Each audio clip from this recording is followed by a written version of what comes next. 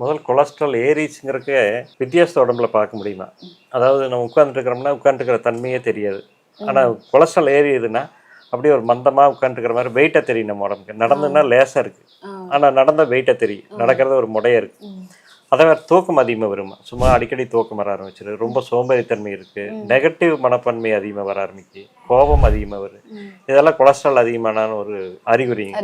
இது போய் நீங்கள் செக் பண்ண வேண்டிய அவசியம் எல்லாம் கிடையாது. வெயிட் நார்மலை விட கொஞ்சம் அதிகமாச்சுனாலும் கண்டிப்பாக கொலஸ்ட்ரால். கொலஸ்ட்ரால் உணவுகள் மட்டும் கிடையாதுங்கண்ணா, அல்சர் இருந்தால் கூட அவங்களுக்கு கொலஸ்ட்ரால் ஏறிடுது. அல்சர் வர்ற பேஷண்ட்டுக்கும் கொலஸ்ட்ரால் ஏறும். நல்லா ஒல்லியாக தான் இருப்பாங்க, அல்சர் இருக்குது, ஆனால் கொலஸ்ட்ரால் பார்த்தீங்கன்னா அதிகமாக தெரியும். அப்போ அல்சர் வராது பார்த்துக்கணும். எண்ணெய் பதார்த்தம் நிறைய சாப்பிட்டு கொலஸ்ட்ரால் ஏறிடுச்சு, அது எப்படி குறைக்கிறது அப்படின்னா சுத்தமாக நீங்கள் அந்த உணவுலேருந்து மாற்றத்தை கொண்டு வந்துருங்க. முதல்ல நல்லெண்ணெயில் ஆயில் பிள்ளைங்களுக்கு அருங்கம்புல் சாறு அல்லது வெண்பூசணி ஜூஸு காலையில் ஒரு டம்ளர் குடிங்க.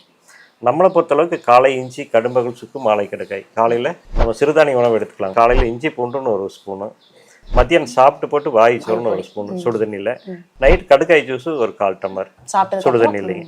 இந்த 3 காலையில் சாப்பிட்ட பின்னால் ஒரு 48 நாள் சாப்பிட்டாங்கன்னாவே கொலஸ்ட்ரால் சுத்தமாக குறைச்சிடலாங்க. அதே மாதிரி மலர்பானத்தை தொடர்ந்து எடுத்துகிட்டோம்னா கண்டிப்பாக ஏறக்கு வாய்ப்பு இல்லை. ஏறி இருந்தாலும் கொஞ்சம் கொஞ்சமாக குறைய ஆரம்பிச்சு. எவ்வளோ ப்ரெஷர் ஏறி இருந்தாலும் கொலஸ்ட்ரால் இருக்கிறவங்க ப்ரெஷர் அதிகமாக காட்டு, ஆனால் மலர்பானம் தொடர்ந்து சாப்பிட்டாங்கன்னா ப்ரெஷர்லேருந்து குறைச்சிட்டு வந்துடலாங்க. அதே மாதிரி சூப்பு பொடி நல்ல ரிசல்ட் கொடுக்கும். சூப்பில் வந்து முருங்கை இலை இருக்கிறனால கொலஸ்ட்ரால் குறைச்சிருங்க.